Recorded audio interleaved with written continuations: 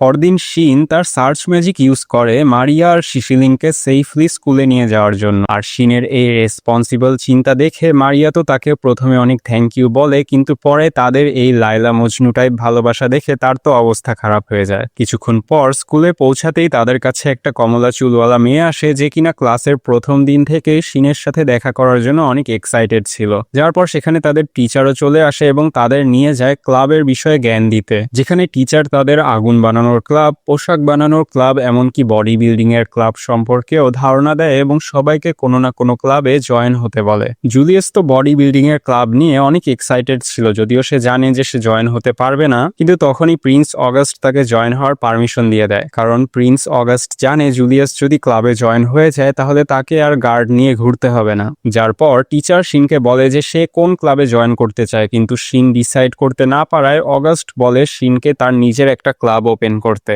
আর অগাস্টের এই আইডিয়াটা সবারই অনেক পছন্দ হয়, কিন্তু একজন প্রশ্ন করে ওঠে যে ওই ক্লাবে শিন কি শিখাবে। অ্যালিস বলে যে শিন চাইলে সবাইকে হিরোদের সম্পর্কে শিখাতে পারে, কিন্তু টিচার বলে যে তার জন্য অলরেডি একটা ক্লাব আছে। পরে আরেকজন বলে ওঠে শিন চাইলে অ্যাডভান্স ম্যাজিক সম্পর্কে শিখাতে পারে, যে ক্লাবের নাম হবে অ্যাডভান্স ম্যাজিক স্টাডি ক্লাব। যা শুনে সেখানে থাকা প্রত্যেকেরই এই আইডিয়াটা পছন্দ হয় এবং তারা প্রত্যেকেই রাজি হয়ে যায়। পরবর্তী দিন স্কুলে সবাই জানতে পারে যে কার্টকে গৃহবন্দী করা হয়েছে তার ঘরে ও বাইরে রুড বিহেভিয়ারের জন্য। কিন্তু যখন শিন জানতে চায় যে ওর ব্যবহার এত খারাপ কেন, তখন অগাস্ট বলে যে ওর ব্যবহার আগে ভালো ছিল, কিন্তু জবে থেকে ও মিস্টার স্ট্রং এর ল্যাবে আসা যাওয়া শুরু করেছে ওর ব্যবহারের দিন দিন অবনতি ঘটেছে। মিস্টার স্ট্রং ছিল জুনিয়র হাই স্কুলের একজন ম্যাজিক টিচার, কিন্তু তার হাব ভাব ভালো ছিল না বলে সহসা কেউ তার কাছে যেত না। কিন্তু কার্টের উপর মিস্টার স্ট্রং এর স্পেশাল নজর ছিল বলে উনি কার্টকে নিজের স্টুডেন্ট বানিয়ে নেয়। একই সময় শিশিলিনের মনও একটু খারাপ হয়ে যায়, কারণ যেহেতু এখন আর কার্ট ঝামেলা করবে না, তাই শিনও হয়তো তার সাথে আসা যাওয়া ছেড়ে দিবে। কিন্তু সে আবারও খুশি হয়ে যায়, কারণ শিন তারপরও ওকে স্কুলে নিজের সাথে করে নিয়ে আসবে এবং এটা শুনে সে একটু লজ্জাও পায়। এরপর শিন সবাইকে বলে যে সে তার সার্চ ম্যাজিক ইউজ করে খারাপ লোকদেরও আইডেন্টিফাই করতে পারে।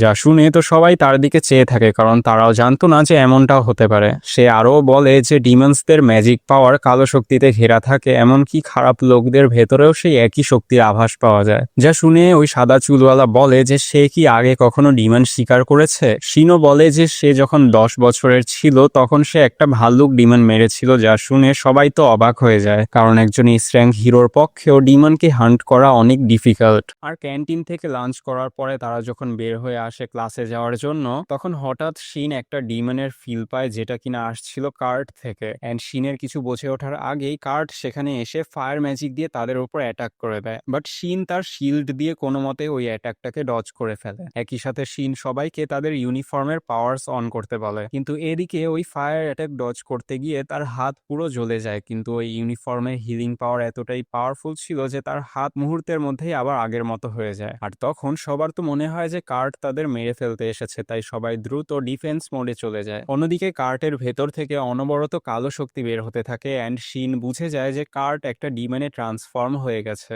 শিন সাথে সাথে অগাস্টকে বলে সবাইকে নিয়ে সেখান থেকে বের হয়ে যেতে, কিন্তু অগাস্ট রেগে গিয়ে বলে যে শিন কি তাদের এতটাই কমজোর মনে করে যে তারা সবাই মিলে একটা ডিমনকে শিকার করতে পারবে না। কিন্তু শিন বলে যে ও এটা তাদের ভালোর জন্যই করছে। যার পর অগাস্টেরও আর কিছু বলার ছিল না, তাই সে সবাইকে নিয়ে সেখান থেকে দ্রুত বেরিয়ে পড়ে। আর যখন সবাই সেখান থেকে চলে যায় তখন শিন ফুল পাওয়ারে ফাইট করার জন্য রেডি হয়ে যায়। একই সময় কার্ট অনেক পাওয়ারফুল ফায়ার অ্যাটাক করে, কিন্তু শিন তার গিয়ার্স দিয়ে সেগুলো কোনোভাবে ডজ করে ফেলে। বাট শিন কার্টকে স্লো করার জন্য অনেক সামান্য নীল আগুন দিয়ে তার উপর অ্যাটাক করে, বাট এই অল্পতেই কার্ট সাংঘাতিক ড্যামেজ খায়। যার পর কার্ট চিল্লিয়ে শিনকে কিছু একটা বলতে থাকে, যা শুনে শিন তো পুরো অবাক হয়ে যায়, কারণ সেও জানতো যে ডিমন্সরা কথা বলতে বা বুঝতে পারে না। এরপর কার্ট আবারও অনেক ডেঞ্জারাস অ্যাটাক করে, কিন্তু শিনও তার থান্ডার অ্যাটাক ইউজ করে কার্টকে অনেক ভালো পরিমাণ ড্যামেজ দেয়। কিন্তু এরপরও কার্ট থামে না। বাট শিন ভাবতে থাকে যে সে কি করতে পারে, কারণ কার্ট হাজার হলেও তার বয়সেরই একটা ছেলে। কিন্তু শিন লক্ষ্য করে যে কার্টের ভেতরের পাওয়ার এতটাই এক্সট্রিম হয়ে যাচ্ছিল